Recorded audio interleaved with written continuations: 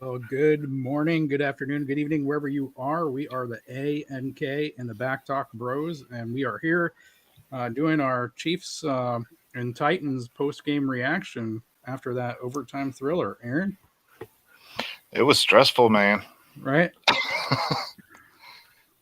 Me and Liz were Yeah, smoking nonstop, yeah. See, just stressed. I don't smoke and I don't drink, which makes It's a which good makes these idea. games. I mean, it makes it a little. Yeah, Do you I have any haven't found nails? I haven't found a good no. I actually cut them today, but I haven't found a good coping mechanism. I guess I was holding Lydia for Stress ball. part of the game, so Oh, yeah, that'll that do it. yeah that helps a little bit. But oh man, yeah. Hey, listen, I there's an ambulance that's stationed a block away, and we're like 2 blocks away from the fire station. So that's nice to know, just in case. That's You funny. know, We are too. so and Daryl's with us. Hey, Daryl, Hey, good to see Daryl. you. Glad you Daryl, made you it doing over. some nighttime fishing? Yeah, I need to know how much that catfish weighed that you showed me. Frankie, Every time you ask them, it's going to get bigger, right? Steve. Oh, wow. The real KB actually made it in. Hey, good to see you Right here, on. Frankie. There's Yeah. Avery. Hey, Frankie, I almost turned the game off at a certain point because of it. But yeah, I muscled through there. I probably, man, my heart rate was probably about the same if I'd ran a couple marathons there. This was the exact opposite of what I wanted, Aaron. I'm I need on blood pressure meds, and I guarantee it was up there. Never weighed it. How long was it? Did you measure it with anything? mine.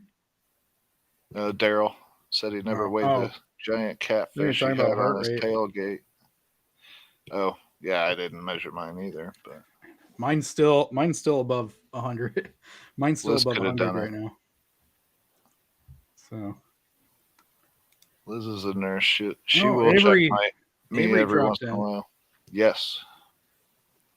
Hey, Avery. Hey, guys, if you don't follow Avery's channel and you're not following through his draft impact series and all the awesome work he's doing during the college season to give everybody a leg up on who to be watching, he's doing an awesome job.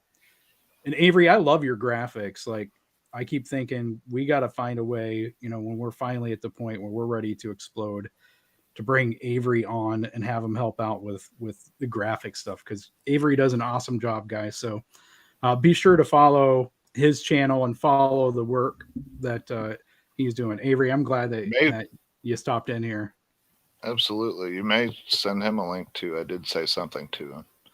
I don't know if he wants to jump on, but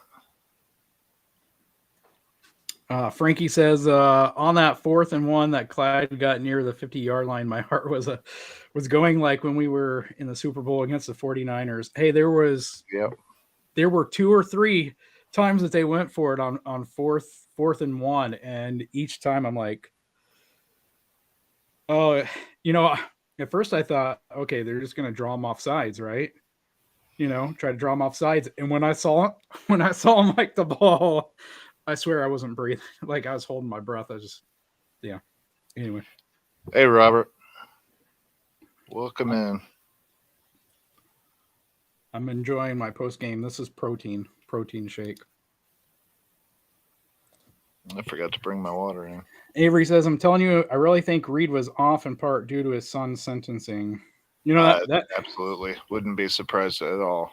that's an How could interesting you not? storyline. Yeah. I hadn't even really thought about it, even with the Sunday Night Football cruise tasteless, throwing that into the pregame coverage. I didn't even really think about that. But I guess here would be my counter, and you can tell me if you disagree with this. I thought the first 15 scripted plays were perfect. Yes. Like they were beautiful. And to me, that was one identity this offense had. Like I felt like there were two identities for this offense.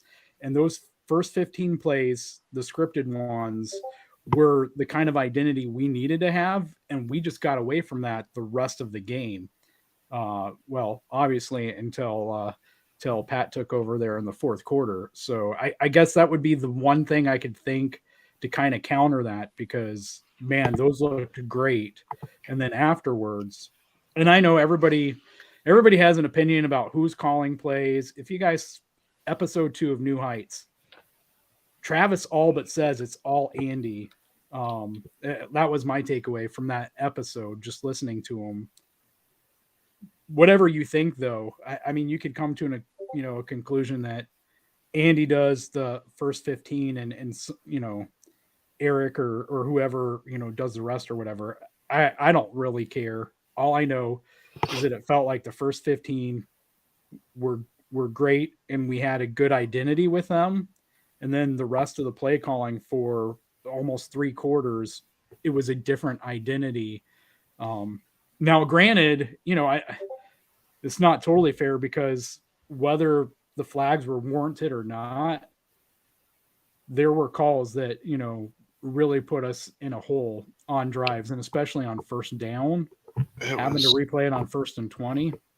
It was ridiculous. It was nonstop penalties. Hey, listen, this is why in the RGR Discord, this is why I always post the referee information in this game. Like, people shouldn't have been surprised by how Cleet Blakeman called this game. I posted information about him. This is signature Cleet Blakeman for this season. It was just ridiculous. Right. I wasn't surprised a bit. Once you told me last night, I was like, oh, great. So, Robert, we're glad you're with us as well. Ask Danilo about it as well. He hates Cleet Blakeman. Oh, man. Yeah, that guy. Oh, anyway. Yeah, Frankie's already trying to moderate for us. Robert says, anyone still think we don't need 2 offensive tackles? Man, I don't think anyone's had that position for weeks now, but yeah, I could be wrong. Listen, I'm going to root for the guys to continue to improve. I don't know about you, Aaron, but I was disappointed with the lack of discipline and growth that I saw over the bye week. Like, I don't know. Like there wasn't any self-scouting going on at all by the linemen. I don't. Maybe it's the 2 linemen, I should say. Maybe it's unrealistic of me to expect, like a big bump up after the bye week, but it's kind of what we've seen in the past. And Joe Collins supposed to be a top defensive line coach, and Andy Heck is supposed to be a top offensive line coach. And, to me, there's either 2 conclusions. 1, they're not, or 2, the players they have are really not good and they elevate them to below average. And, if it's the latter, it's almost like you believe in your coaches so much that you think that they can basically Bill Belichick it, right? They can take any player and make it work. And if that's the case, I hope that they do self-scout themselves, including Veach, and they realize, it ain't working. We need to get the right personnel that you want to work. Offensive, all right, to work. Offensive tackle, defensive line, and secure your receivers. And this team, what team has a better roster than that? If you do those 2 things, like if we keep all of our picks, we need to attack offensive tackle, defensive line with every single freaking pick. Maybe 1 wide receiver. I don't know. Maybe a corner. Maybe. I mean, I feel like Snead and McDuffie and Watson and Williams are going to be pretty solid for us to where I feel But, like we need one more for depth, though. And it could be a 7th rounder. Look at Watson. I mean, yeah. He's been solid. All right. Avery says, Rob, I really think our future left tackle is in this draft and will be a shock when we take him. Matthew Bergeron from Syracuse. I gotta go. Good night. Everyone enjoy your night and that win. Thanks, Avery. Good to see you, man. Guys, you can find out more information on him from Avery, and you can go ahead and start your scouting right now as well. So, yeah, Avery, and there's some great guys out there to follow for offensive line in particular, like Brandon Thorne. Sorry, Brandon Thorne, of course, Duke Mayweather. Merriweather. I think it's Mayweather, but yeah, whatever. Mary or May, whatever. Those two guys are especially great follows for offensive line. Hey, Holly. Oh, Holly's with us. Hey, Holly. Robert says, need to give the Titans D some serious props. They were flying around tonight. Closed hard and swarming tackles. Yeah, I mean, that's a Mike Vrabel defense, right? You know, and that's, I guess I had a few Twitter arguments tonight, but that's one of the ones I would point to. It's like Mike Vrabel's defense has an identity, and it's Mike Vrabel's identity. You know, think about the Chiefs. Hardly miss tackles. They definitely swarm as a team. Spags cannot get his defense to tackle for anything, which tells me it's a coaching weakness of his. All I'm going to say, and I will absolutely give kudos to Spags for his halftime adjustments, even if I personally think that those adjustments should have been his game plan to begin with. They at least happened, and you know, I posted this in the RGR Discord, and I still cannot believe that this is an actually true stat. Sam McDowell tweeted this out. The Titans finished with 10 yards and 1 first down on their final 10 drives. That's awesome. Like, I don't think it was the players. It was what we were doing coming into the game, which is you're coming off of a bye week. Be the players though. But you come out and you make a couple adjustments and it's the same players, right? I mean, from what I saw, and I was distracted, you know, from the night, what I saw from people who were able to watch the game closer is the main adjustment we did was come out in a bear front. I would have thought that would have been our game plan coming into it. From the start, yeah. Exactly. You know you're going up against Derrick Henry. You know, like I said last night, to me, you have to plan to take away the run. And play in your base. Why do you not play in your base? Force them to beat you with the pass. And especially with a rookie. And I understand they didn't necessarily know if it was Tannehill or Willis until today. So, you know, I'll give Spags a break for that. This game plan that they came into could have been planned for Tannehill playing, who's, you know, a veteran. He can scramble himself. He's an accurate passer. You know, I don't put him in my top echelon, but he's good enough with Derrick Henry to, you know, win you games. So granted, you know, I think the biggest thing is though, like, because of our defensive line, you know, you got to do that. And because it's a weakness, we're not good, from my opinion, from what I've seen, we're not good when we're trying to stop everything at once. You know, when we can make a team one-dimensional, we're awesome. But, you know, we don't have the defensive line to only rush 4 and get it done like the Titans do. And if we did, our defense could look like, you know, the Titans or the Bills or the 49ers, in my opinion, because the back 7 guys, in my opinion, are freaking awesome. And I know that from what I saw, a lot of the issues earlier were Thornhill and Reed not doing their job on some of those explosive runs early. But you know, that'll get coached out. They'll do their job, hopefully.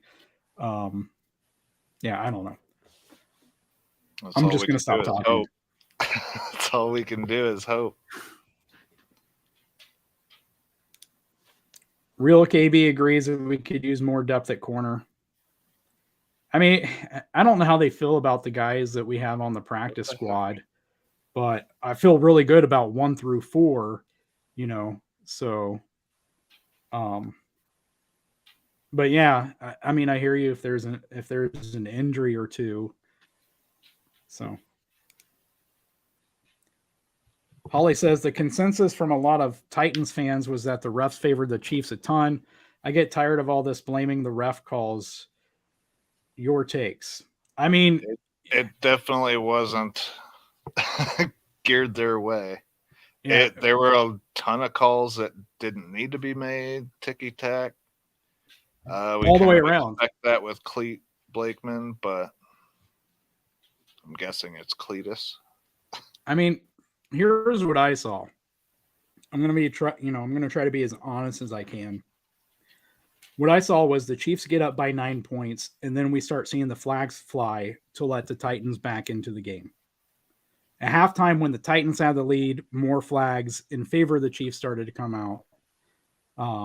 But there were still a lot of flags that didn't come out that should have came out in the Chiefs' favor, as well as some flags that should have came out against the Chiefs as well, including on Mahomes' 20-yard run or so. I think it was Wiley I saw with the hands to the face that didn't get called, which is surprising, but they made it. It definitely did not favor the Chiefs. Cleet Blakeman's crew was single-handedly halting drives for the Chiefs. And on the one where the one they did call the hands to the face on Wiley, it was mutual. I think it was Jeffrey Simmons, right? Simmons had his hand on Wiley's face mask as well. At the very least, it should have been offsetting, not putting the Chiefs at 1st and 20, I think it was. Negating the yardage gained on the play and making it 1st and 20. At the very least, it should have negated it. So I think any Titans fan saying that is just being either clueless or classless, or they weren't really paying attention to the full game, because there were plenty of things the Titans got away with. Knocking Travis Kelce down in the end zone didn't get called. Twice? It didn't get called. So shut up. This was a all-around horribly called game. And if the refs didn't call half the calls they did against the Chiefs, you're getting blown out, because they single-handedly halted multiple drives with flags. That's my take. I will give them, it does always seem like it's on purpose. Like it's crucial parts of the game. But yeah, that was a giant crucial part of the game, and Kelsey's getting knocked down. Right. They've called incidental contact, and I don't know. I don't know what to say about the refs. We just always expect them to be bad. And they always seem to be. I guess my biggest thing is be consistent. And I'm not even saying be consistently bad or good, but be consistent with the exact same type of plays and calls. Because that's the thing that drives me nuts. You know, like Mahomes gets slapped in the helmet, nothing. And I tweeted, if this was Chris Jones and Tom Brady, that flag is coming out. Well, and then Brady will kick him, and there's nothing. That's fine. It's like every time he gets sacked, he throws an elbow, he tries to trip somebody, he kicks. It's like, come on. before he goes and takes it out on the Microsoft Surface tablet. And his offensive line. If the machines ever do rise up, they're taking out Tom Brady first. All those tablet children that he's killed. Liz was getting surprised by Vrabel yelling like he was. They kept showing him on the sidelines yelling. I guess he's a really nice guy. Liz has met him. Yeah, I think people forget he was a Chief for a couple of years or so. Yeah.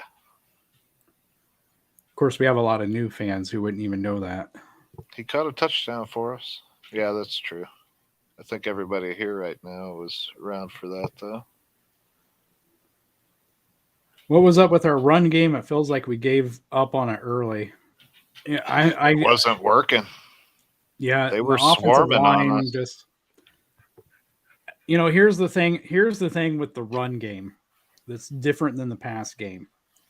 Like the run game, if one offensive lineman loses their battle or messes up, it's so much harder to have any kind of positive gain on a run play, whereas you can get by with it a lot of times on a pass play. And so there's just such a small margin of error. And, I said on last night's live stream, Jeffrey Simmons is like the third best defensive tackle in the NFL behind Aaron Donald and Chris Jones. So not DeForest Buckner. No, I'd go with Jeffrey Simmons there. Although Colin Saunders was looking pretty good tonight. It was kind of funny seeing the biggest guy on the defense sack Malik Willis. He is fast, man. He's an athlete. We just haven't been able to see it much. He's been hurt. I want to see him on one of those 3rd and short carries. Nothing against going Burton. Back and watching certain things. Yeah, Robert says Titans could have been flagged on Kels almost every play. Yeah. Yeah. He was constantly getting hit. Yeah. One guy had a hold of the back of him the whole way. Yeah, there was that one play in the 4th quarter where Pat threw it and Travis reacted at the last second. It was down by his feet, and they show the replay, where he'd gotten thrown down on the play and then stood up and was kind of standing around. And then he's like, oh, Pat threw the ball. It's kind of funny. Like none of these things got called. So. Well, and that tight end driving McDuffie and not even looking for the ball. But he had a hold of McDuffie. That was offensive pass interference technically, but yeah, there were a couple offensive pass interference that didn't get called here. Which it was good to see McDuffie back in form. I think I gotta help the dog. I'll be right back. Okay. Yeah, I had a stat here, Holly. I thought I had a stat here about all of Pat's scrambling in this game, but I guess not. But yeah, give credit to the Titans defensive line. I said last night, Jeffrey Simmons' mouth was writing checks and I guess that pressure helped his teammates in this game. And at the same time, I think the offensive adjustments were way too slow to come. It's kind of like that Super Bowl 55. Like, what are you waiting for? Why are we still trying to go with these plays that, are intermediate to long down the field plays when nobody's getting open and, you don't have the time. And so, I don't know. The offensive line is what it is at this point, and absent Niang coming back and being healthy and playing at a better level than Wiley, I don't know what more you can do other than help them out. And part of that has to include the kind of plays you're calling, the kind of routes you have guys running, and what you're doing out there. Uh, if guys aren't getting open because of what they're doing, you need to change what you're doing. Um, and I think they did make those adjustments. It was just like what the last uh, 3, 4, 5, 6, 7, 8 minutes or so of the fourth quarter. Frankie says, "Isn't it kind of a funny feeling that we are good with 1 to 4 cornerbacks when 3 are rookies?" Right? Yeah, I mean it's pretty amazing. Um, our DB room now, guys. By the way, Frankie has his own channel as well, FLDB there. So if you're not subscribed to that, he puts out content every once in a while.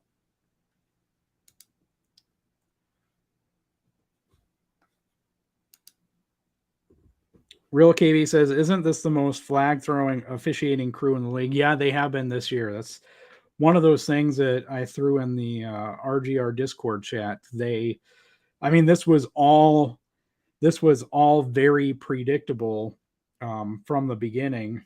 Um, and here, if I can pull out this tweet, like I tried to warn people earlier, well, last night, and again today before the game, and again during the game. Like, this is who this crew is.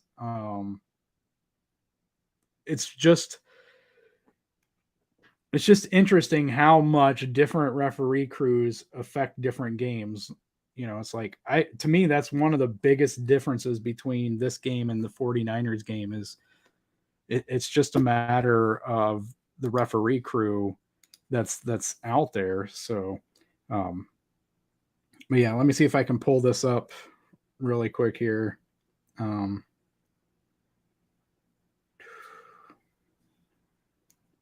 By the way, they need to ice Mahomes' arm like crazy. How many passes did he throw tonight? Like 50? 68. Oh, good 68. night. Two away from tying the NFL record. I know he had, what, 464? 467? Something like that. 468.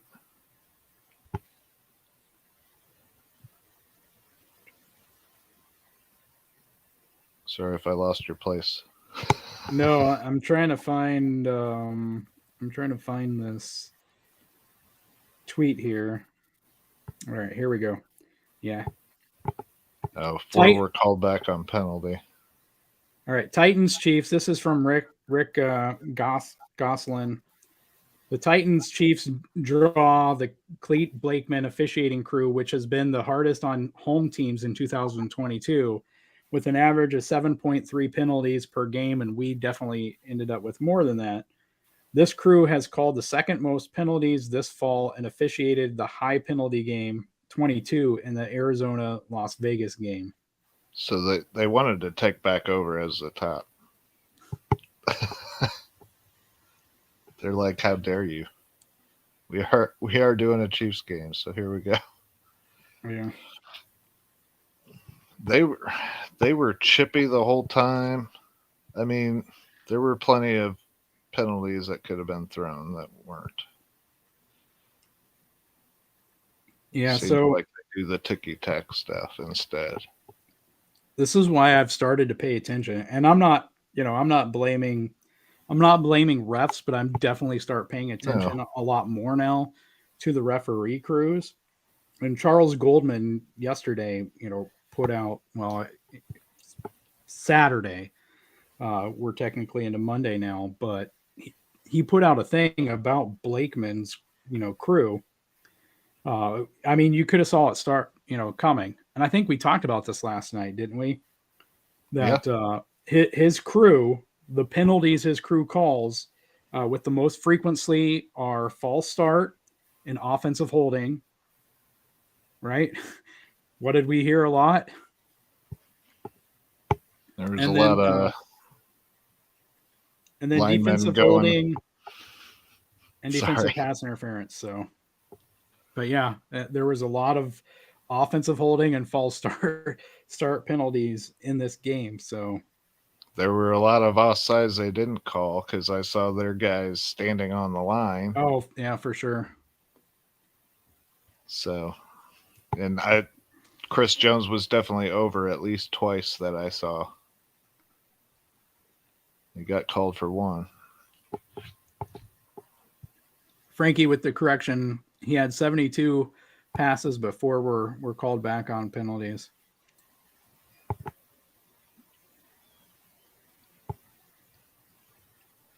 Find my place here.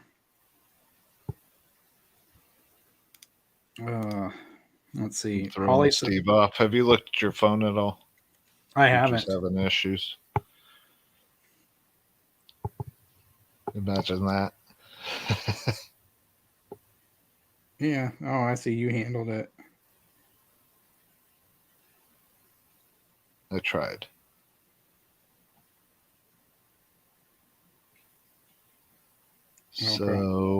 Okay. So we got a good game out of Saunders for sure.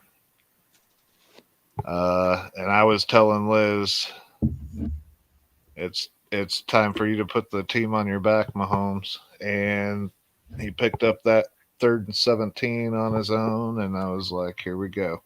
He's doing it. Yeah, I agree with that, Holly. I'm sure Aaron agrees with it too. I know there are some Chiefs fans out there who haven't seen it, but yeah, to me, it's as clear as day. There is a totally different. Mahomes might be the face of the NFL, but he's not treated like the face of the NFL the same way that Tom Right. Brady or even Josh Allen are when it comes to penalties and plays things that don't get flagged. They give quite a bit of leeway with him too, though. Josh Allen, because he gets hit good when he's not running, and they don't call it. So I didn't know that, Holly. Was that an injury he had, or are we talking about something from like last year? that I think was a couple years ago, but he's been hurt quite a bit. I definitely remember that one. I think I remember seeing him playing with music while he was hurt on the franchise. Yeah. This is a great point, real KB. Every time we get mad thinking about the Chiefs losing to the Colts, or if we remember probably how mad we were 3 quarters into this game, imagine being a Bills fan and you're playing the Jets, and no offense to the Jets, but we talked about them last night when we were talking about contenders and pretenders and all the injuries they've had, especially on offense. And you lose to the Jets. Imagine being a Bills fan and seeing Josh Allen, he threw 3 interceptions, and had even more turnover worthy plays. Imagine seeing that and how you would feel. So I mean, this is why we say any given Sunday, because games like that happen. Games like this one almost happened. So Right. it really can happen. So what? Zach Wilson is your quarterback, and you beat the Bills. It can happen. Last year, the Jags beat the Bills. So that's why I'm not ready to say that Buffalo will make it the rest of the season without losing another game. Because I think the Patriots are fully capable of knocking them off. I think the Dolphins are fully capable of knocking them off. They still play the Bengals, if I'm not mistaken. And even though I think the Bengals are a much lesser team, I wouldn't discount them. because of their weapons. So, And oh yeah, yeah, back to the New England comment, their defense played lights out today. They would have beat them today. yeah, and I fully expect Belichick to win one of those two games. It's just he's had that game. You can't tell me he hasn't had that game circled on his calendar since the schedule came out. You know, looking like Steve Buscemi, and Billy Madison there with his little hit list, and it just says Sean McDermott, Josh Allen, the Bills on it, wanting revenge for them going out of their way to embarrass Belichick in that game. So, but Holly asks, "Are you concerned that Butker missed a field goal in PAT?" I'll let you go first, Aaron. A little bit. Is he still hurting? I don't know why they were saying maybe the Chiefs know something they don't. Collinsworth talks out of his ass quite a bit, so it's hard to say on that. But yeah, maybe he's not 100%, which Yeah, is that's a good would point. be concerning. But Collinsworth yeah, does that.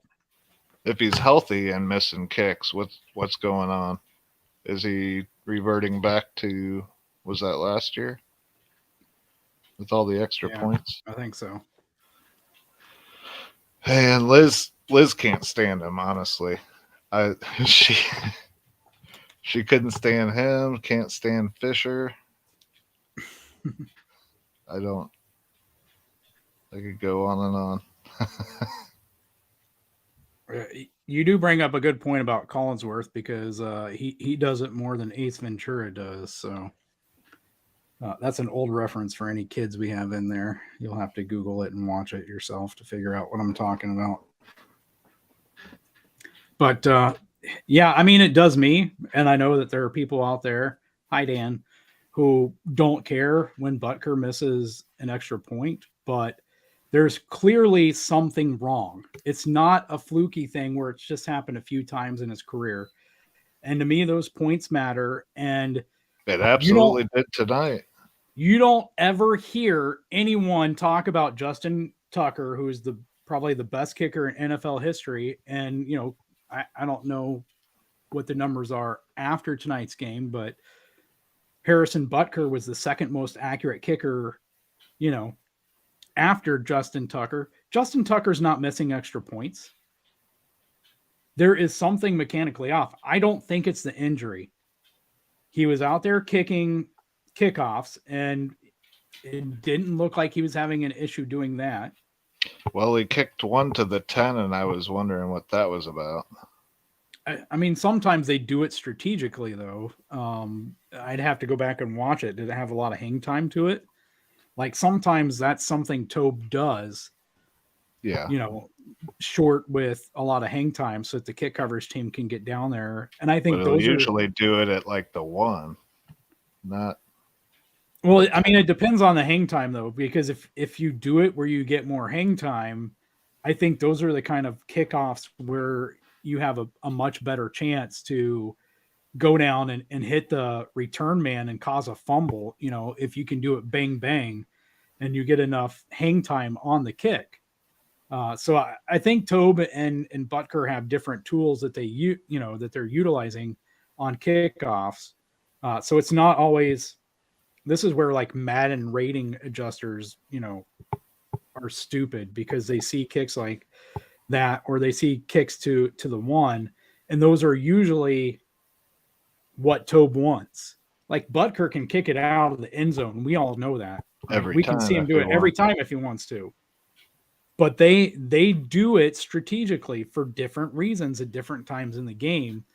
And yeah, I mean, I don't know. None of us do, I guess, whether that was one of those or not. But yeah, I would I'm say sure it was, but it was look at the just hang time. shorter than normal. Yeah. I would, if the hang time was there, I wouldn't personally worry about it, but I mean, he did have the kick, so the one that mattered was good. I didn't see any problem with distance at all. Like it Right. just seems like there's something there mechanically. But yeah, That field goal to miss the game was slicing too.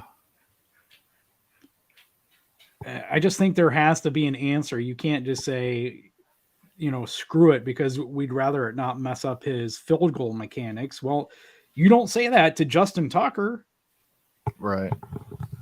I You should am be able to do moderately both. concerned, I will say. Like an average NFL kicker should be, in my opinion, 95% on PATs. And I don't know. I know they changed, the distance a few years ago, and that's affected it. And I don't know, quite a Holly. bit. I've never looked to see how that's affected the average, field goal percentage or on PAT since then. But that's just kind of my opinion. I have confidence that they can fix it. And just hope it doesn't rear back at inopportune times. What's going on, Sasha? Well, I just kind of wonder if he wasn't kicking as much during the bye. And maybe part of that was because they wanted him to get fully healed and rusted and everything, but then he came out rusty. And part of that is because I thought, again, outside of the scripted plays to begin the game, I thought a lot of the team looked that way. I thought Travis looked rusty, or he was having concentration lapses there. I mean, that interception was clearly on Travis. He did get chipped, and it was apparently enough for him to miss the ball or pop it up a little bit. I mean, it was a Tyreek Hill catch. I mean, that's fair. He gets roughed around all game long, and physical fatigue leads to mental fatigue.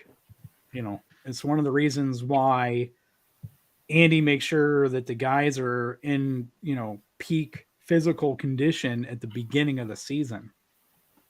So, but yeah, in a game like that where you're just getting thrown around, and like they said in the broadcast, Titans don't care if they get some calls, against them for it. They don't care. That's their identity, and they want to impose that. And they want to get in your head. Yeah, they want to make Travis not be out there. But guess what? It clearly didn't work because Travis seemed more and more motivated into the fourth quarter, into overtime. So screw you, Titans. As if any of them are watching.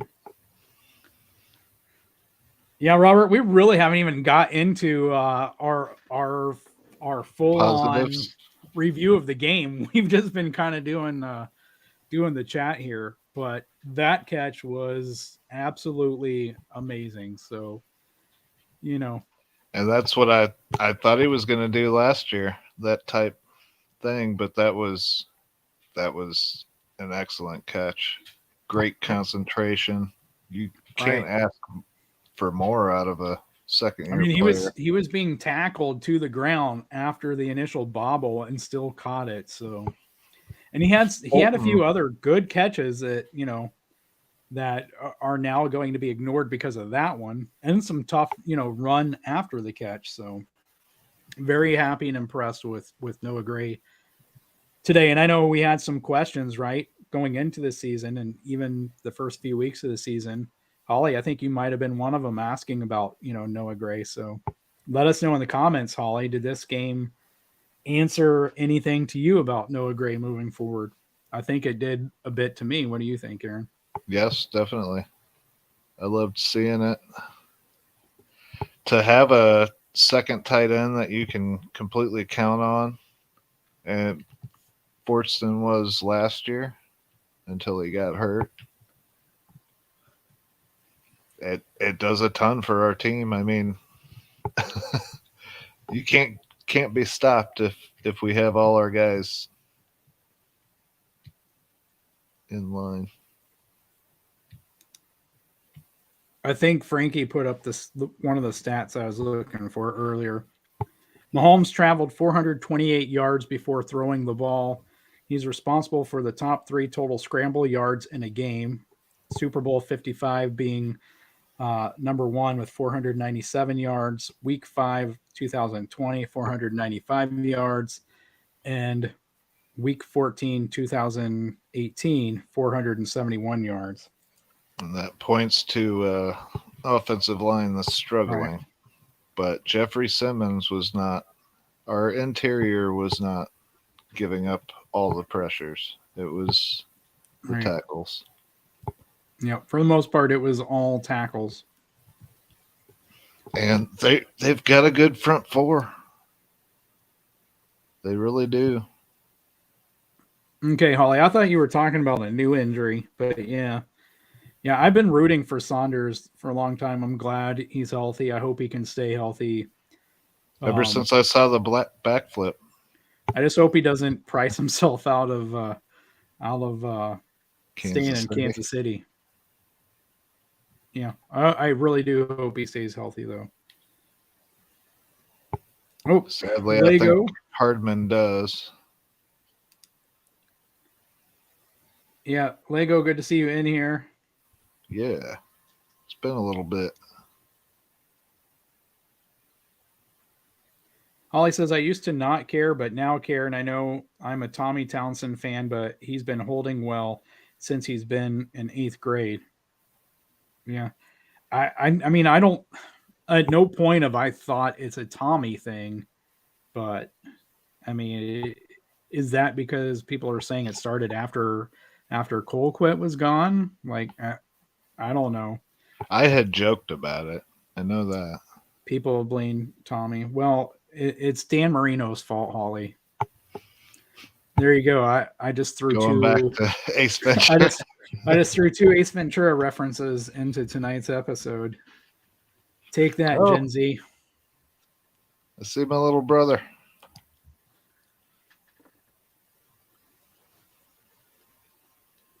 How's the married life? Oh, is this the one who got married? Yes.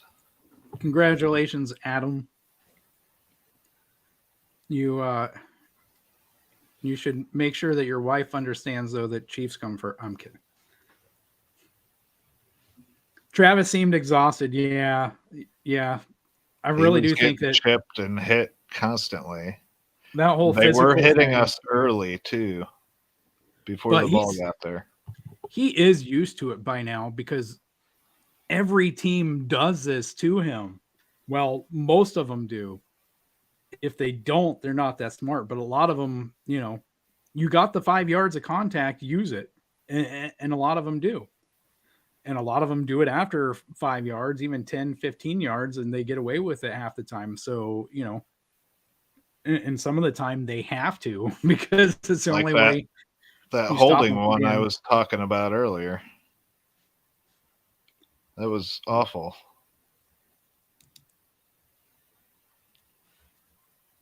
Holly says, I was modding the Titans chat when Noah Gray made that catch, and they thought it was Travis. So I had to correct them. It was impressive. Yeah.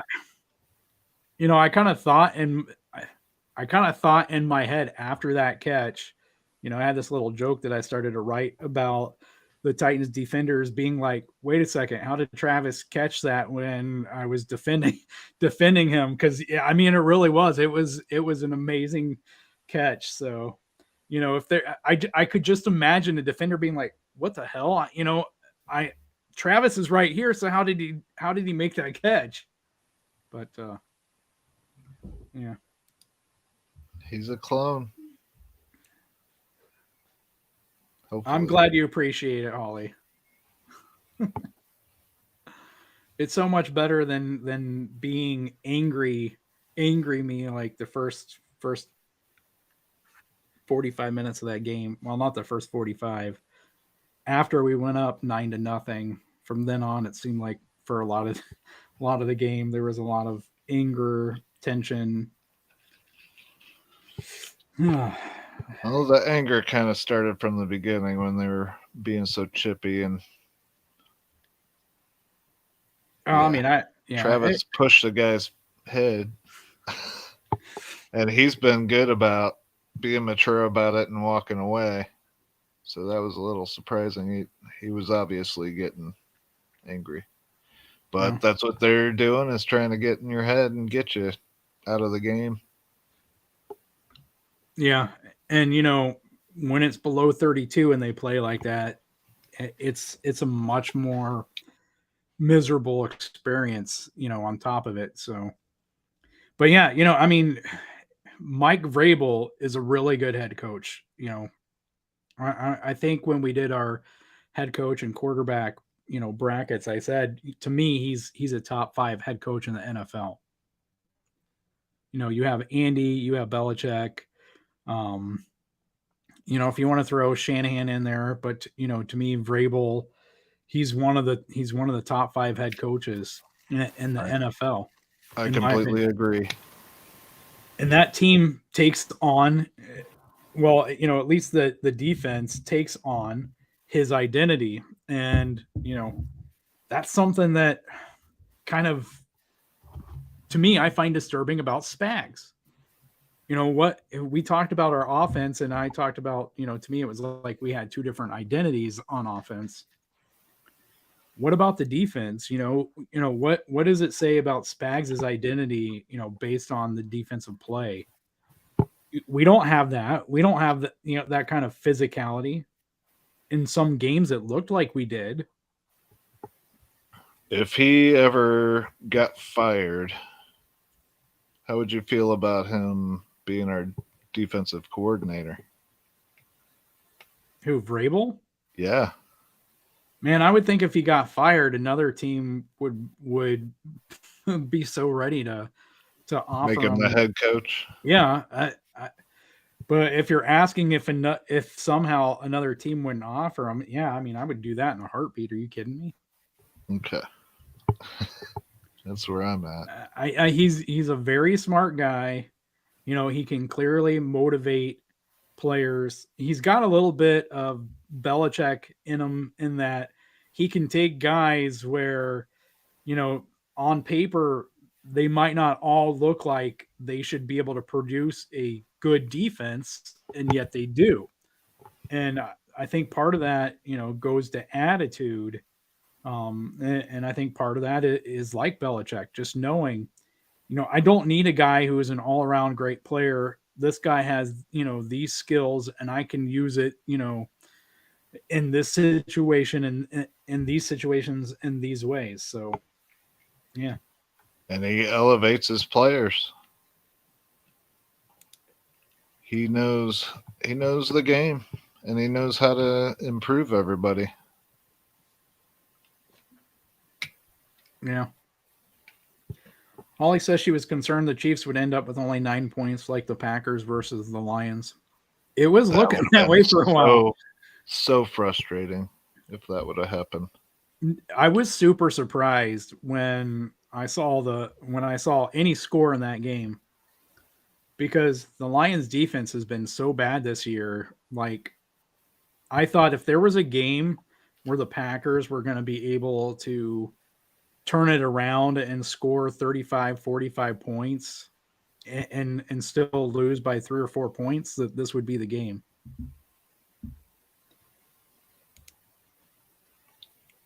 Real KB, got to call it a night since I have to work tomorrow. Take care, everyone. Yeah, have a great. Good to see you, man. Have a great morning and rest of your day, and wear your Chiefs gear and proudly, and make sure everyone knows it.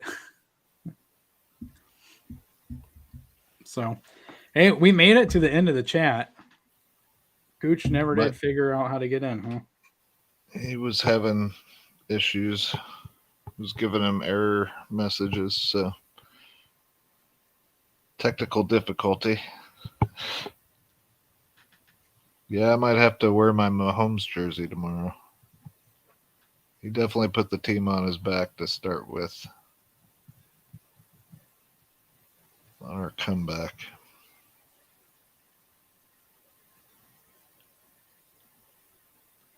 I don't know.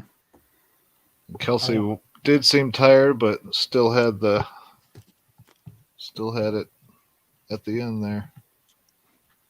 He was over 100 yards again.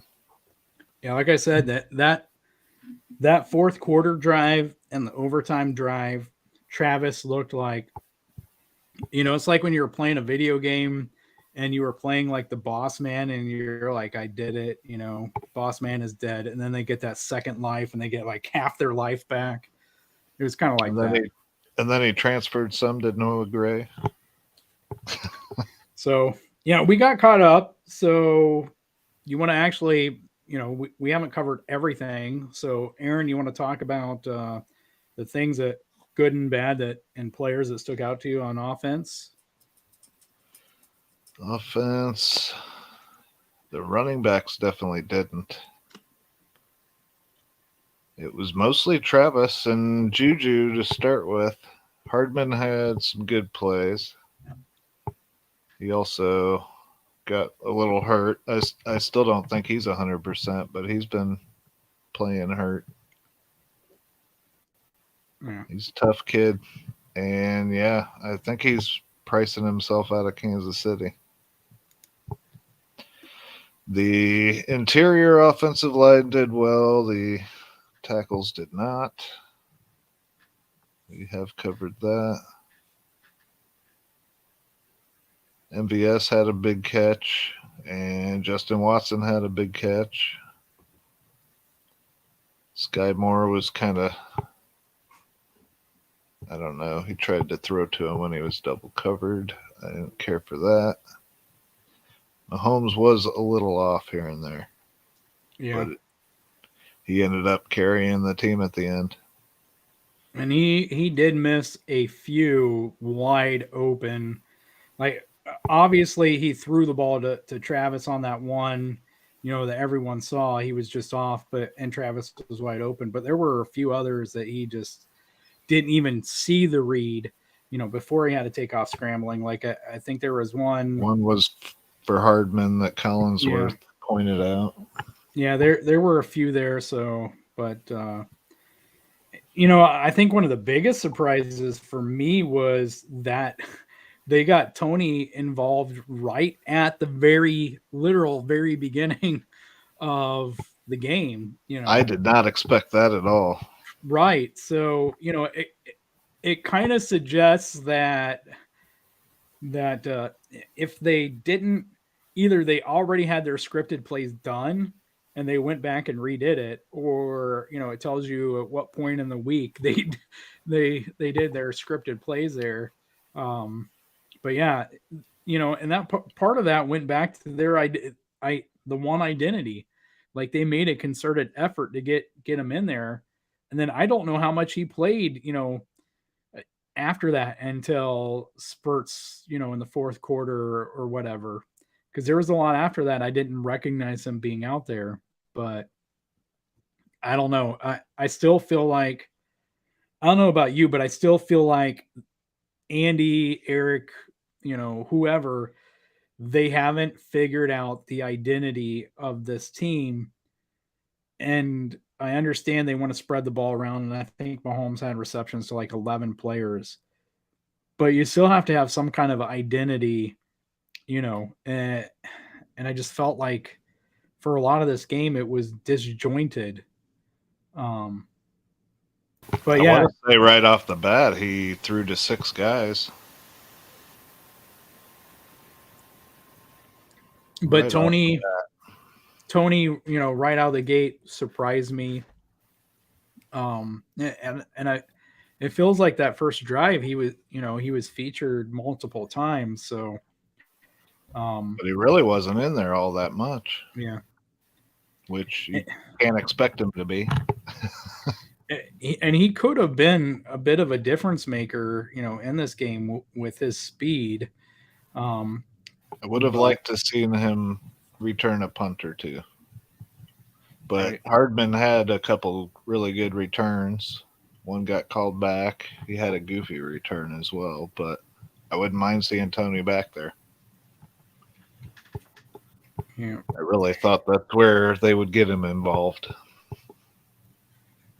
Now, I kind of wonder, and we've talked about this multiple times throughout the year, talking about is Andy holding things back? Are because this is a team that we would expect to have a good likelihood of seeing in the playoffs, and we've talked about some of those matchups, and I mean we could never prove it, but the hypothesis that they hold back a bit when they face teams like the Bills and they face teams like the Titans, that they expect they have and the Bengals that they have a high chance of seeing in the playoffs. Do you feel like that was, part of the game? That did it seem like they were holding back and just kind of just wanted to do only enough to win? Um, There is a good possibility that we see them in the playoffs. So yeah, I think they absolutely hold back, and that was part of the deal with only having 9 points. And but the first scripted plays looked great, and you wonder why they don't keep doing stuff like that. And yeah, I didn't really think about the playoff implications, so I guarantee Andy held back. yeah. Holly says she hopes that we can maximize Mahomes and Kelsey's careers. They seem to carry the team along with Chris Jones. Yeah, like I said, I think they have to attack offensive tackle, defensive line, and hopefully we can re-sign Juju. To me, what I saw in this game, that's become a pretty high priority in my opinion. Um, and just really attack those two things with volume: offensive tackle, defensive line. Attack them with volume. I'd love to have a good defensive tackle to put next to Chris. I've wanted that for like 3 years now. Uh, I think that's the way you maximize their careers. Those two things: got to improve offensive tackle, and you got to improve the defensive line. That's been the story. Defensive line improving it has been the story for how many years now? Gosh, since we got Frank Clark, Offensive tackle was, not before. we had the best offensive tackle, right tackle in football, in Mitch Schwartz, and this offense still stretched him to the limits. We had a good one, a good left tackle in Eric Fisher, and this offense still stretched him, to limits. Like, this offense is built for to be what you absolutely want it to be. We really needed to land Trent Williams when we offered him that contract. And you can't fault Veach, because the 49ers didn't give him a better contract than what the Chiefs offered. He just chose living in California over living in Kansas City and having to, move. So, but and then Holly asks, "Do you think Hardman's going to be on another team next year?" I would think it's a certainty. What about you, Aaron? Sadly, yes. I would. I like the kid. I would love to see him reach his full potential here. I don't think he has yet. He's a good kid, but yeah, he's shown too much. He's going to get offered a better deal than the Chiefs are able or willing to pay. I think he Yeah, ends up getting somewhere around 8 mil a year. I think Could with be. with the wide receiver market, the way it kind of got reset this last offseason, I think he's shown enough, like Aaron said, that he's going to get paid, but he's going to get paid way more than he should get paid, because I don't think he's seen enough. He's seen enough that some team will pay him, and part of that is going to be predicated on speed. But I don't think he's seen enough in total. And I know other people would disagree with me, but look at what we saw out of Tyreek in his growth as a receiver. Forget all the unicorn physical traits. by year 3, he was a much better catcher of the football. He was a much better route runner. He understood all these different things that Hardman hasn't shown yet. And his And he work worked his ethic, ass his off for it. yeah, his work ethic is, whatever you want to say about Tyreek, his work ethic is there. I haven't seen that out of McColl. And, I would have a hard time giving him a second contract of much money simply because of that.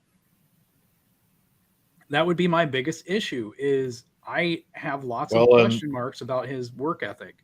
the staff is going to know way better than we do. So, much less other people's personnel looking at him.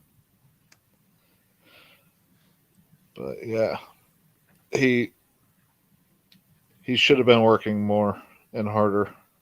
I would like to know what he does in the off season because Tyreek shows on his YouTube channel that I no longer watch. Listen, I would be handcuffed to Patrick Mahomes in the offseason. I would be handcuffed to Travis in the offseason. I would be Picking his brain. handcuffed to Travis all year round. Like, and he had Tyreek and he had Sammy Watkins. He had players to learn from, to where if he had the work ethic, in my opinion, because we don't know what goes on behind the scenes, but we know what we know, and my opinion is based on that. In my opinion, if he had the work ethic, he would be showing a lot better. Is my thing, and for that reason, I wouldn't pay him probably near half of what another team will, in my opinion. I think coaches could work with him more too, though. I'm trying to think of the receivers coach. He turned into a running back coach, and I don't think Greg Lewis. Yeah. Is that who it was? Yeah. Yeah, I didn't care for his. He didn't seem to develop anybody.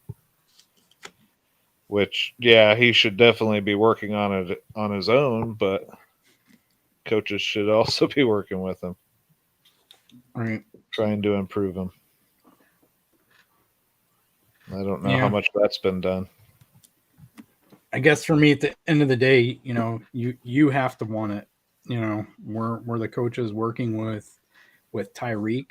Did he care if they were or not? It's like what I said in this offseason when McColl said, he basically said, I was doing, I was playing the role the Chiefs asked me to play.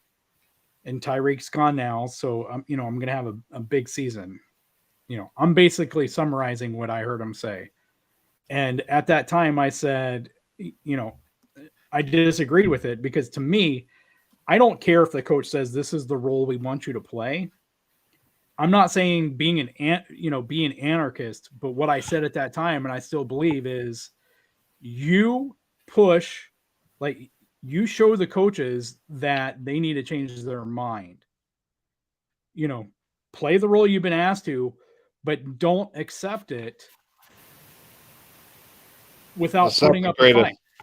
That's not the greatest mindset or outlook on it. So you definitely have a point there. I mean, yeah. And what job in the world do you say, okay, this is what my manager has asked me to do. I'm going to do it.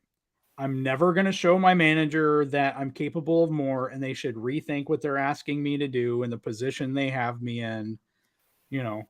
Like, that's not what you want. You go out of your way to where your manager, whatever profession you're in. So whoever is in charge of you says, hey, this person, does what they're supposed to and more. They need greater responsibility. They need a greater role. They need a bigger role. That's your job. It's up to you to force that. You don't just accept it. You think Tyreek accepted it? Jalen Ramsey called him an all-pro returner, and he used that every day. He's still using it. Like, you got that work ethic. You got Travis's work ethic. You got their brains. Pick them apart. And it's hard because a lot of people would love to have Tyreek's athletic ability. They'd love to have McCole Hardman's athletic ability. And if they did, they already have the mindset and the work ethic to where they would be doing that. McCole Hardman can become the best version of McCole Hardman possible if he put his mind to it. I'm not one of those. I'm not someone who believes in static uh, ability. I believe in growth. I don't believe that you are what you are. You don't grow from it. You can never change. I completely reject that. So to me, you got to prove it. You got to go out there. You got to grow because you can do it. And we saw it with Tyreek. We saw him grow before our eyes. Over 2, 3, 4 years. We've seen McCole get expanded roles, but have we seen him grow? Have we seen him show off great route running? Have we seen him show great concentration on catches? He freaking dropped a catch in a big situation tonight. Yeah, Travis did it too. I get that. It wasn't the greatest throw either, but we already talked about hit him in the hand. How Travis was being molested the whole game, so that there was physical exhaustion, which led to mental exhaustion. Holly, before we forget, please like, share, subscribe, comment. I always forget that on this channel, never on RGR. Because it's not it.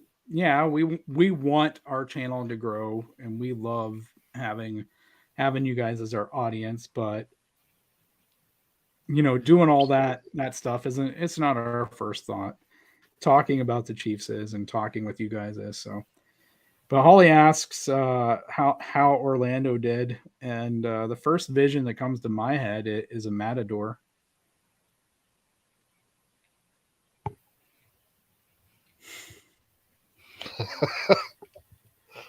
I get what you're saying. I don't like it, but it is kind of funny too. Well, I mean, let's put it this way. Hey, look, he finally figured it out. Old man Gooch. Whoa. What's up, boys? What's up? Hey, Gooch. Good, brother. Hey, you came in at a perfect time, Gooch. Holly asked about how Orlando Brown did, and I was getting ready to say that he was basically the offensive version of what I wanted Danny Shelton to be. I wanted them to elevate Danny Shelton for this game because his girth is so big, he takes up 2 gaps, right? So at least if he doesn't even block anyone, people have to run around him, and that's basically all Orlando did was made people run around him. Yeah, but he called him the matador. Him and the swinging door, because that's between him and Wiley. I just every time Mahomes said "set, hep," I was like, I wonder who's going to hit him now.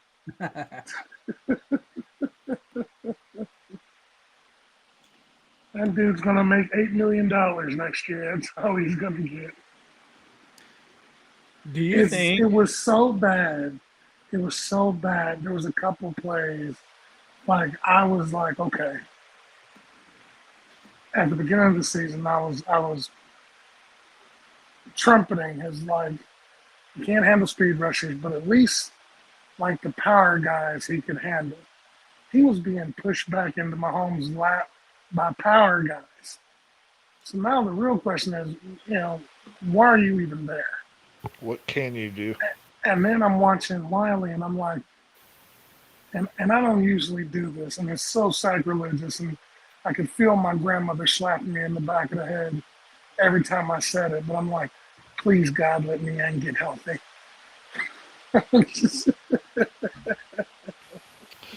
Absolutely. He's got to stay that way, though. So it sounds like he's getting back, at least somewhat soon. I mean, I'm sure We Mahomes, need it.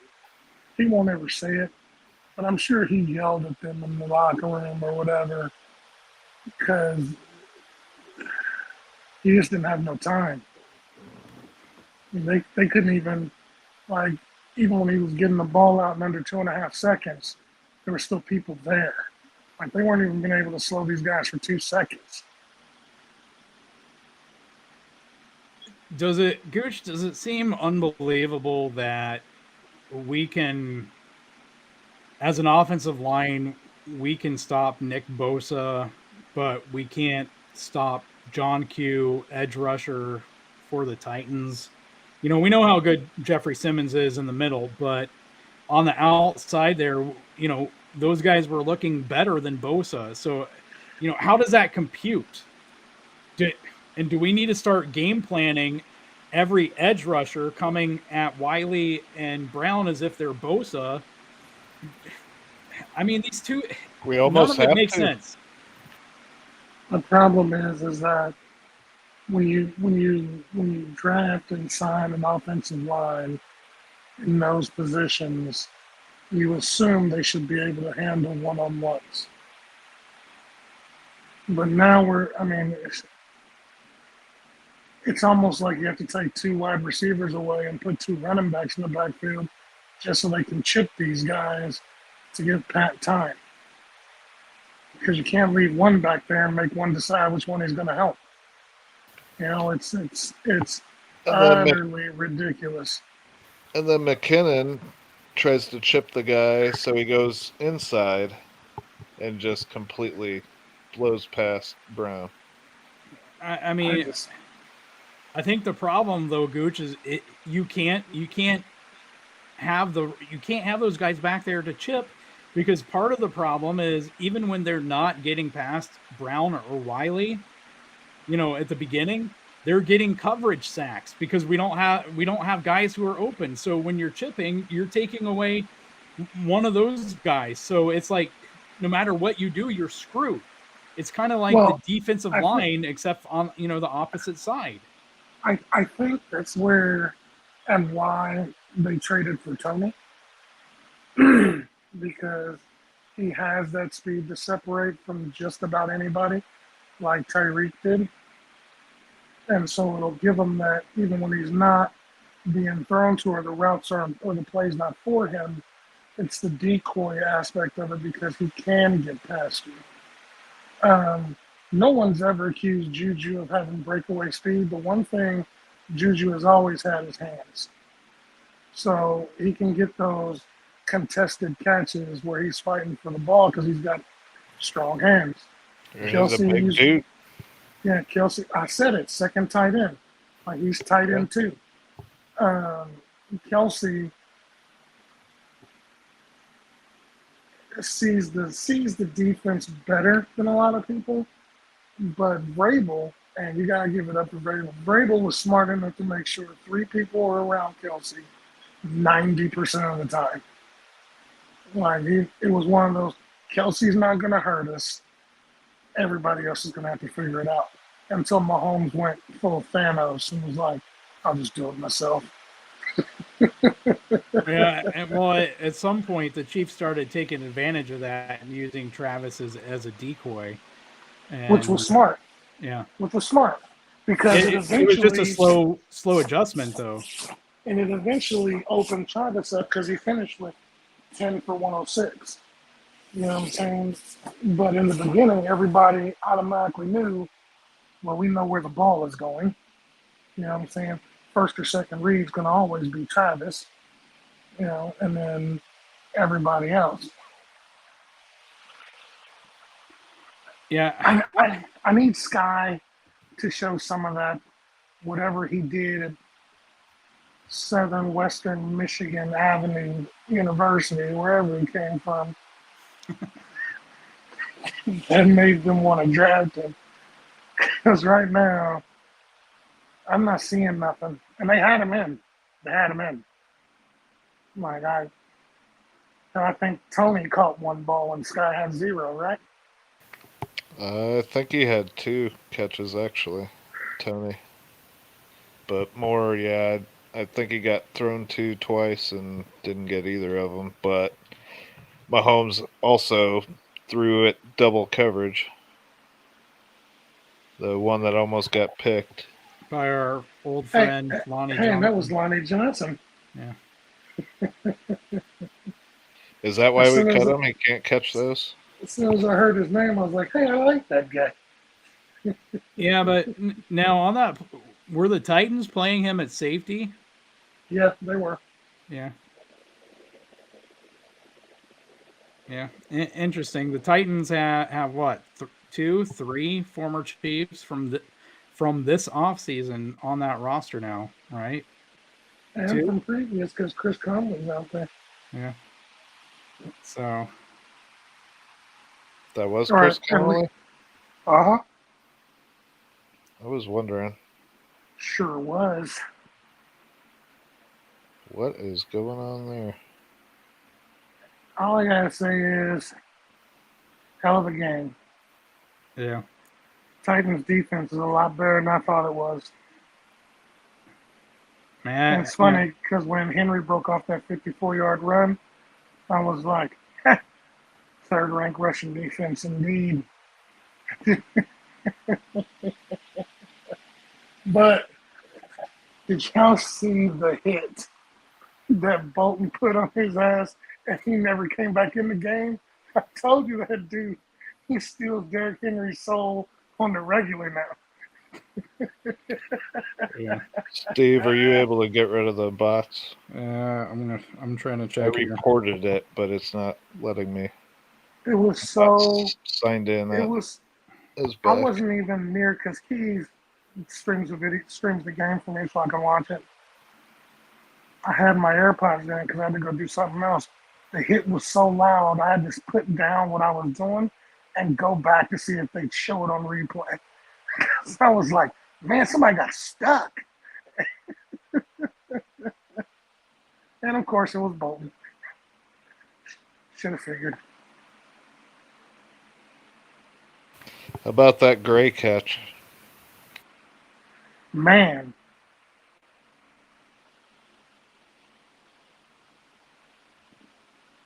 That Gray catch was something else. To catch it, bobble it in the air while being tackled, to reel it back in. Like that's Mahomes said in this presser that Gray is open a lot more than he throws to him. It was clutch. He said, because somebody asked him about it, he said, yeah. He said, it turns out that a lot of we run a lot of routes for him,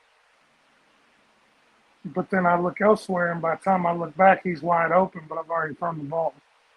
You know what I'm saying? He's like, but I still think he's still learning to not depend on Hill and Kelsey all the time. I know Hill's not here, but you know what I mean? Like, just because he lost one safety blanket, he still has the other one. And because they're tight, that's where he's looking, because Kelsey is, football IQ is up there with probably some of the legend quarterbacks of the game, even though he's not a quarterback. Like his IQ is up there. And so he's still, learning how to pass the ball around. But he did hit 9 different receivers tonight. So that's saying something. I usually don't want my quarterback chucking the ball 68 times, but I guess that's what you got to do when their defense is stopping your running backs for the line of scrimmage. Right.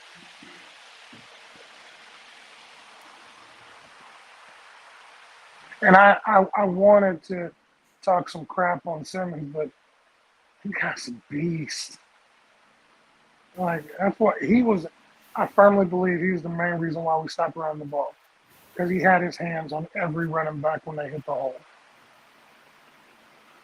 He is a beast. We'll give him. He can suck it. But... Well, I'll say this though. I will talk crap on him because after he ran his mouth, Mahomes made him miss on that game-tying touchdown. So I'm just going to throw that out there. Jeffrey Simmons tried to tackle Mahomes, and he made him miss. So And he was talking trash. We got to make Holly a mod. We got the bots, which is weird because we got the mod father, but nobody, Holly, you should be a mod now. Oh, really? Right on. I didn't know Yep. we could do that already. I figured we had to wait till we had 1,000 like before, I don't know. like other stuff. They But gave me you the definitely have a point. I hate the NFL. Mahomes definitely bails the tackles out. Yeah. He definitely did this game. Yeah. So Anymore, number I mean, 7, the 7th channel that Holly's the moderator for. well, I mean, at some point we would have had to make Holly like an honorary moderator. well, she doesn't really have to mod the Green Bay channel much because they keep losing. So everybody rightfully has plenty of crap to say. She can just let that ride by.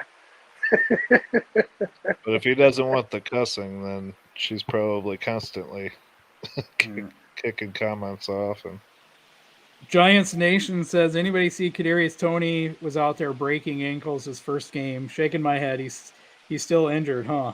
LOL. Yeah, and you guys go ahead. You talk on that one real quick. Giants Nation, I don't think he was injured. I think he had the grade 2 hamstring that they initially said, but I think he was better.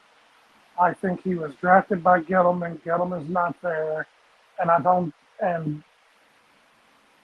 Dayball on his first draft drafted somebody with his same skill set, but not quite as good as Tony, and that was Dayball's pick. So Tony had to go.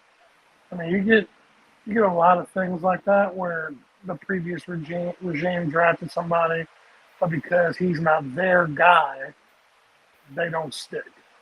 You know what I'm saying? And in some instances, one man's trash is another man's treasure. You know what I mean? Yeah. And to be fair, I think Giants Nation's comment there was kind of sarcasm. So yeah, I think that was kind of their point. Was my bad. I got all in depth for nothing. Sorry, Giants. Aaron, you want to talk on that one? Tony, they had him in a little bit. He didn't do much with that first catch. He did decent with the second one. Yeah, you can't expect too much his first game. It's not been long. Yeah, I expected him to be a punt returner, and they haven't had him do that yet. Go ahead, Gooch. I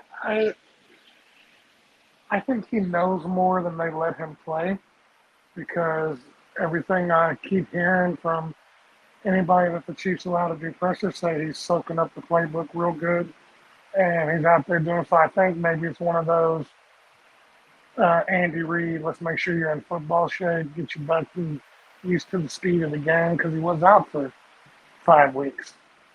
Yeah. So then, I think they're also hiding him some. I think they will anyway. Playoffs is a coming. Yeah. 6-2, knocked them down to 5-3. Buffalo got taken out. I know this is a Chiefs channel, but I would like to say Jets, Jets. Liz was doing it earlier. Yeah. Her family's from New York, and her grandpa was a Jets fan.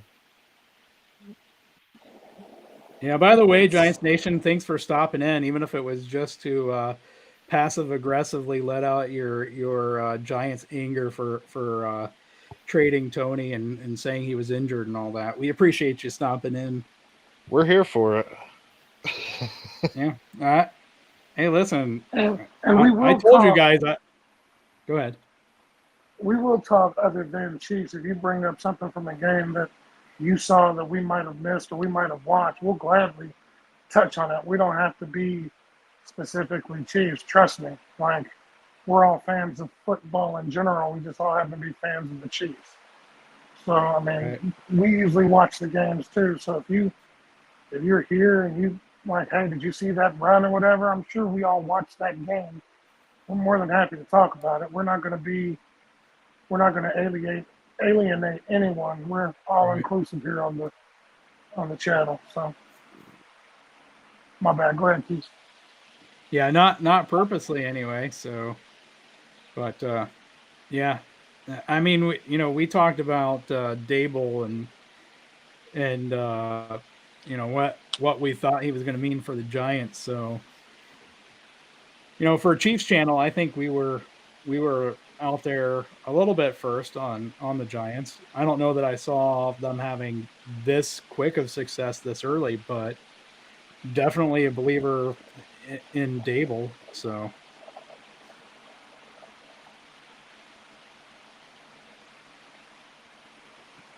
And they've definitely been winning a tough one. That's for sure.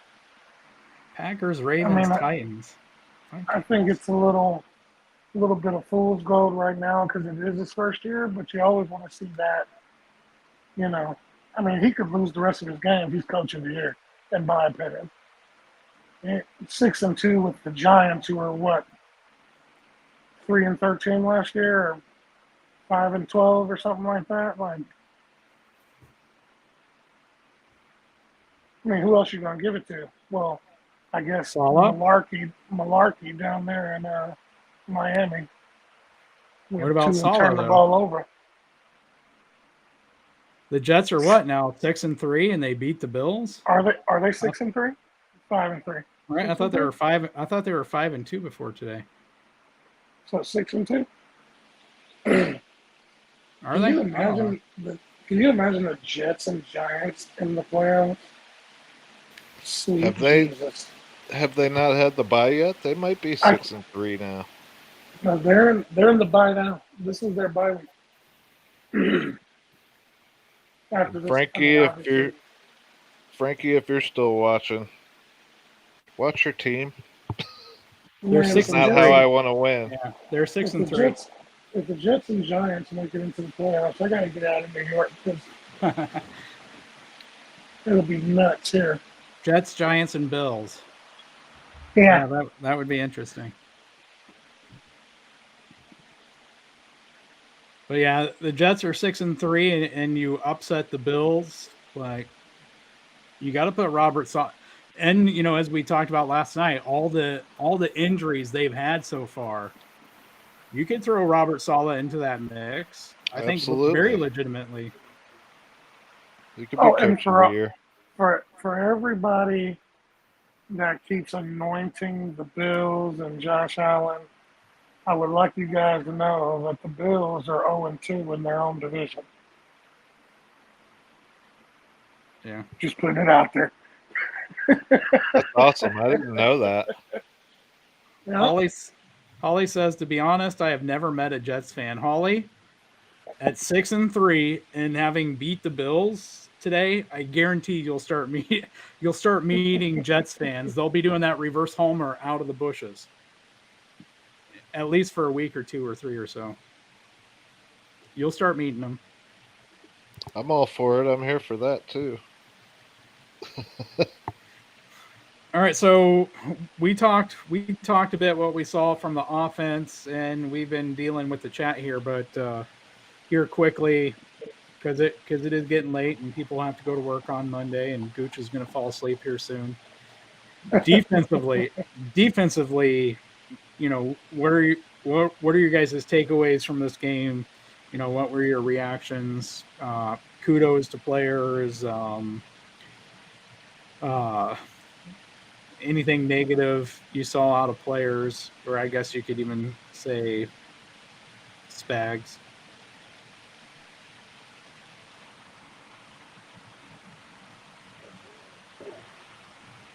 You guys got anything? I I think thought the we kind game. of Go ahead, Double. I thought we kind of covered it with Spags that we weren't too happy with him not playing the run like he should have been. In the Obviously, first they're going half, to yeah. hand it to him. Yes, they adjusted and started doing well in the second half, but it shouldn't have gotten that far. But I think a Make lot of Willis that has to beat you do. in the air.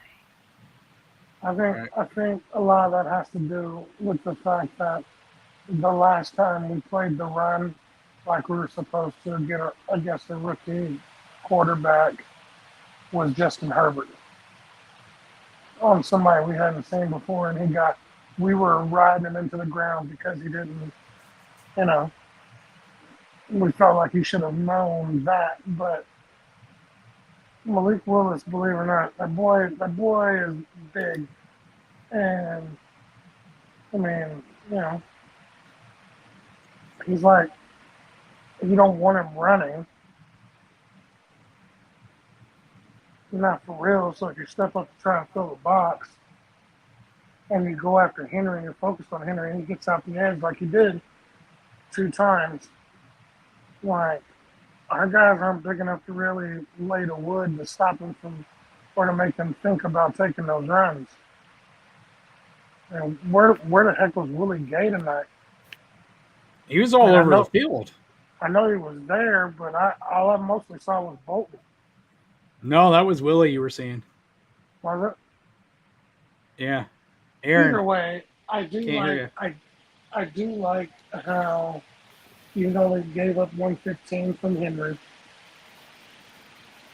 I do like that Bolton stole his soul again, and he had to stay on the sideline. But the back end played well, I think. I think a lot of reason why Malik only threw 5 or 6 passes is because our secondary played tight. McDuffie had a really good pass breakup that I just was for sure they were going to throw the flag on. Yeah, that one. Yeah. Yeah. Yeah, when but it he came, kept his head around. He didn't touch the guy until the end.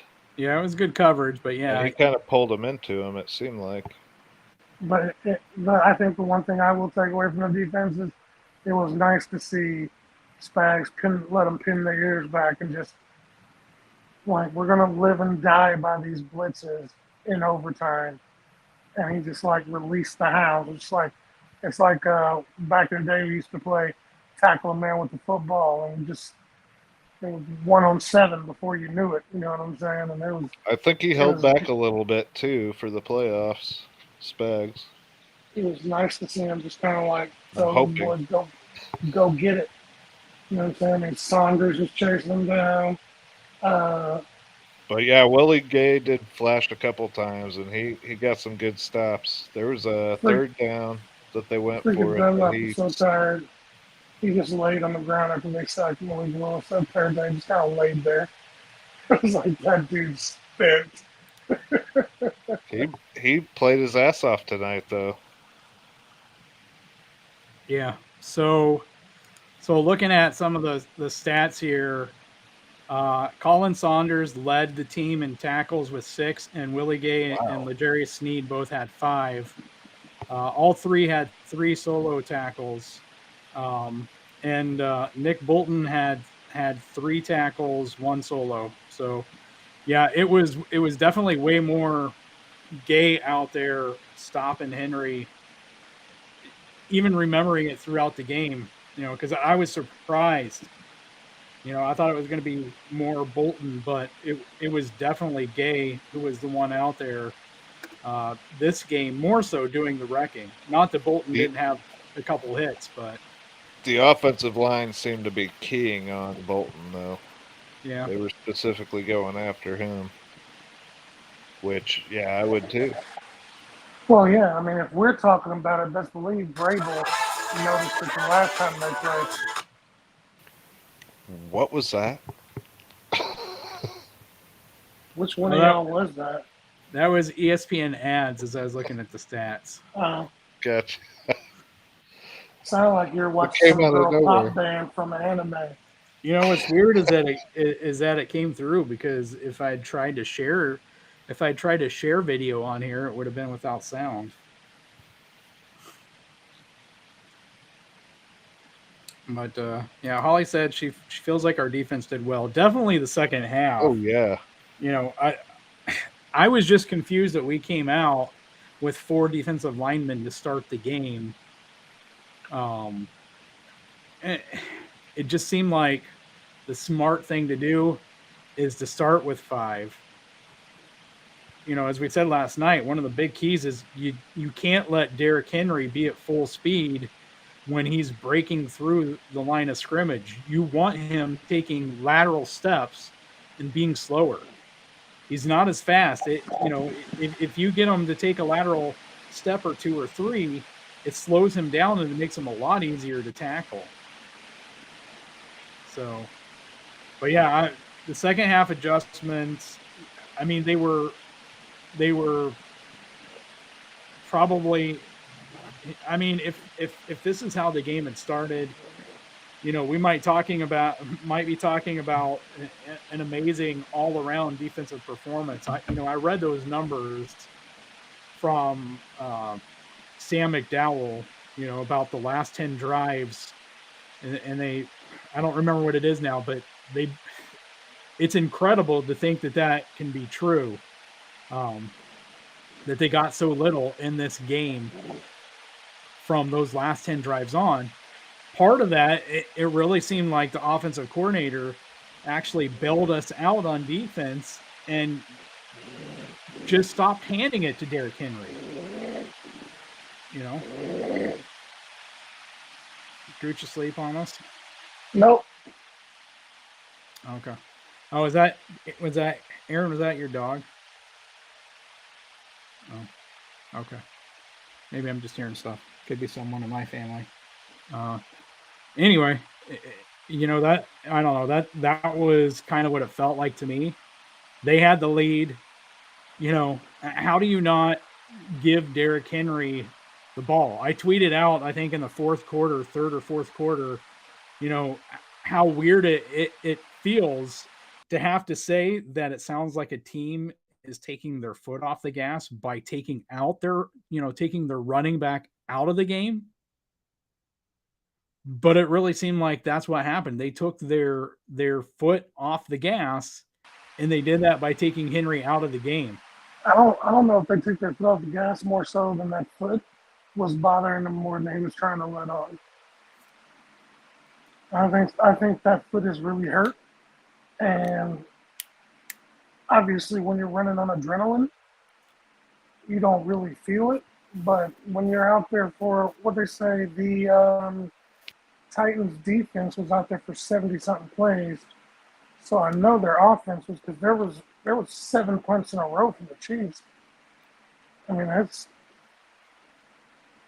foot isn't 100%. He was trying to play.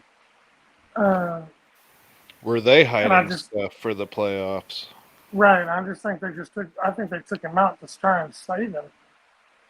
And Holly, yeah, I'm gonna jump ahead because we're usually not far behind. Chanel was in, but it looks like he can't tackle. And yeah. Karlaftis had a nice little lineup in the neutral zone right after Chris Jones. He was busting his ass though too. He was. The only thing I can really talk about them too is it looked like Chanel just forgot how to tackle, in my opinion. I do like Karlaftis though. I like the way he plays. Yeah, I think he almost had a sack if he hadn't been held. And of course, there wasn't a flag for that because he didn't. There was a couple. Yeah, but yeah, I agree on Chanel. Like I can remember one play early on in the first quarter, I think it was. Chanel just completely missed the tackle there, and yeah, I don't know what the deal is there.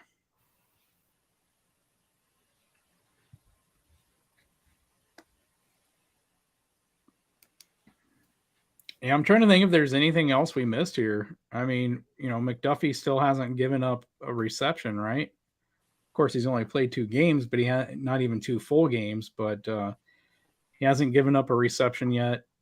Oh, really? Yeah, I believe so. I believe he hasn't given up anything.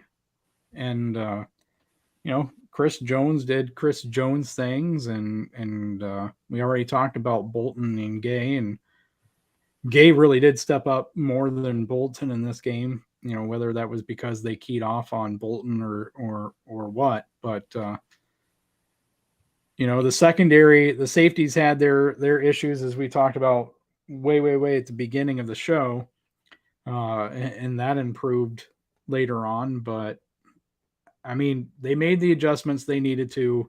Second half, was really impressive, and I'm glad that it didn't end up the way that we've seen before, to where this game felt like it might be the defense, makes enough stops in the second half, and the offense doesn't take advantage of those stops, and we can't stop the Titans at the end of the game, into the fourth quarter, or even overtime.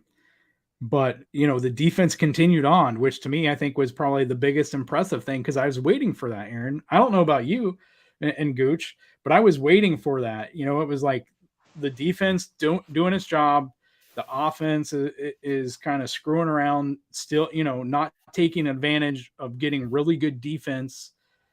We've seen this before, and then at the end of the game, the defense gives up the score, and lots of fans are trashing the defense when you're like, hey, wait a minute. They did their job for the last 35 minutes and the offense didn't capitalize. But this wasn't that game, because they continued to do their job even into overtime. And I don't know about you guys, and I told my wife, I was so scared. I said, we cannot kick a field goal here. I'm still paranoid about the defense. I still have PTSD about this defense. And it's like, we cannot kick a field goal here.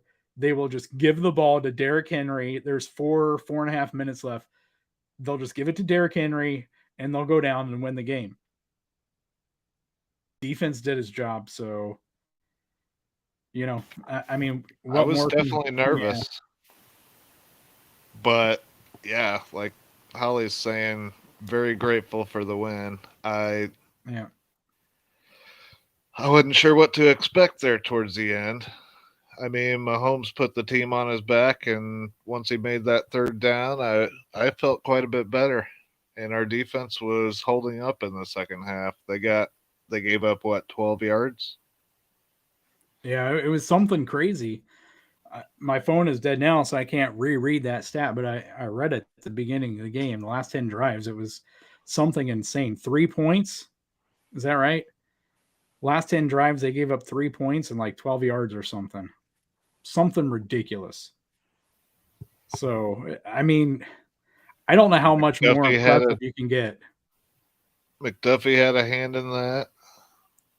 Yeah. It's needed, of course. And Next Gen Stats had something about Derrick Henry having like 66 yards over expected rushing in the game. And I tweeted to ask them what the stats were, what those stats were the second half of the game, because it sure didn't seem like he had any yards over expected the second half of the game. So, it's kind of the reverse of garbage time there. You pad your stats at the beginning of the game, and people can look at it 17 carries, 115 yards or whatever it was. But really, the second half tells the story there. So you can start out how you want, but the adjustments were made. So kudos to Spags for that. Holly talking about the offensive line again. I think it's the offensive line and the defensive line.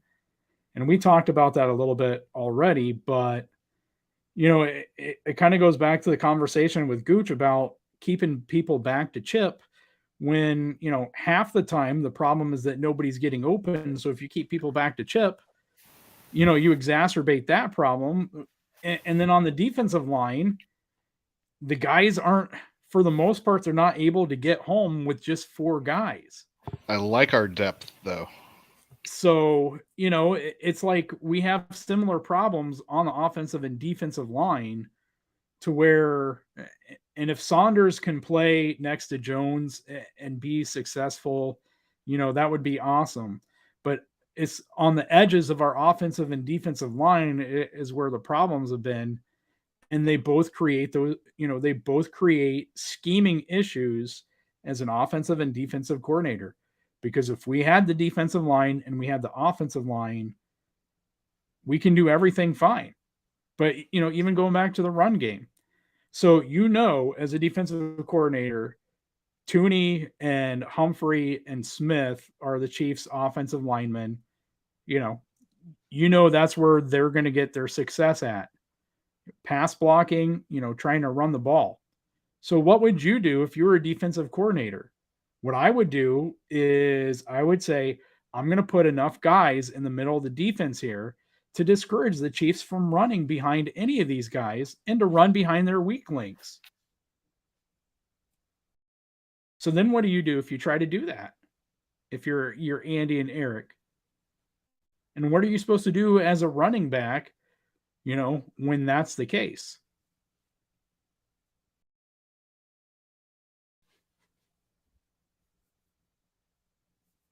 They have to figure things out. We're going to ride high on the second half, but we still saw things in the first half and in the first 3 quarters of the game, or at least after we went up 9-0 until, that fourth quarter push.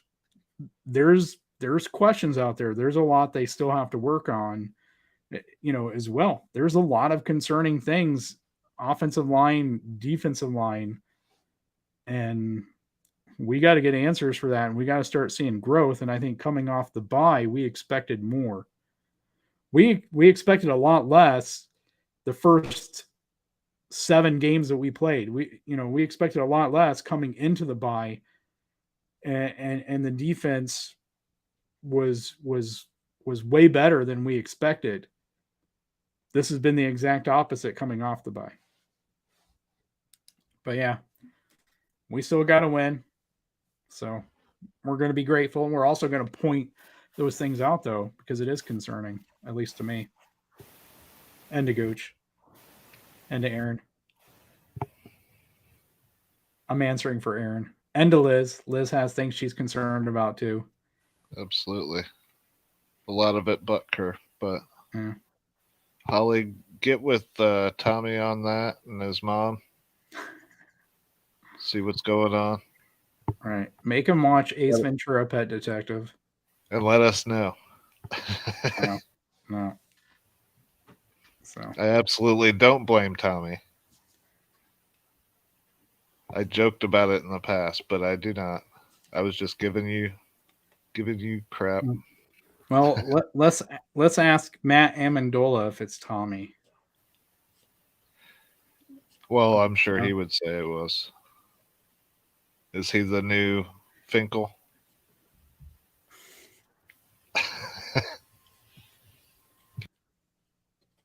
Oh man, it's funny because we can talk about that, but younger football fans today probably don't even realize that it was quarterbacks that were the holders back in the day. That's possible. And I wanted to bring it back when Colquitt was gone. Honestly, I was talking about Mahomes doing it or Henny. And then, you don't know if we're going to fake it or not. Yeah. Well, I think the problem was you had too many quarterbacks getting their fingers kicked. And then, I think there's more stability with having your punter as your holder, right, than a quarterback. There's needless hits. There's less injuries, than quarterbacks have, and quarterbacks don't stay on teams a whole, unless you have a Tom Brady on your team. Think about how many quarterbacks a team can go through, in a kicker's, say, 10 or 15 year career. So I think it makes sense on a lot of levels, but yeah, on fakes, it definitely, I'm there with you. Needless hits, possibly. Well, guys, we went almost 2 hours here, so When you said short. yeah, I put short in quotes because you never know. But hey, We get going. our bodies are still operating under this being almost 3 a.m. So yeah. Absolutely. And my kids' bodies were too. So they fell asleep an hour earlier than normal, which means they're going to wake me up an hour earlier than normal. So Gooch, if you're still awake there, you want to pay the bills?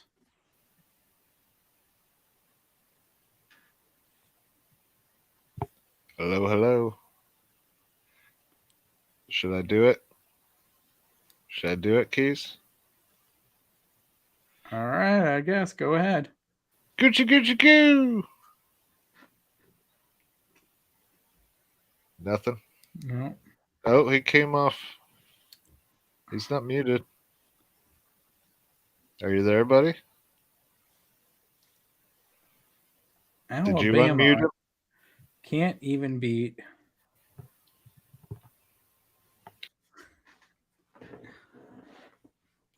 All right. Did well, you unmute him? he's not even muted. Now he's muted. Right. Unmuted. Did you unmute it? No, I didn't. Maybe he's having some audio He issues must with be. his phone. That's happened a few times now. Anyway, guys, and ladies, we want to thank you for staying up late to join us here as we gave our reactions to the Chiefs and Titans and pulled out a thrilling overtime win. On behalf of Gooch and Aaron, we are the BAK Talk Bros. We want to thank you guys for joining us. Don't forget to hit that like if you haven't done so. If you're not a subscriber yet, consider subscribing and make sure you hit that notification bell and join us back here. Again, we've been pretty regular now, Saturday nights. So anyway, thank you guys, and we'll see you guys next week as we set to face the Jags. So have a good one. We'll be back. You got your team, and we got a kingdom. Ready for war, we score and win. We're the Super Bowl champs. The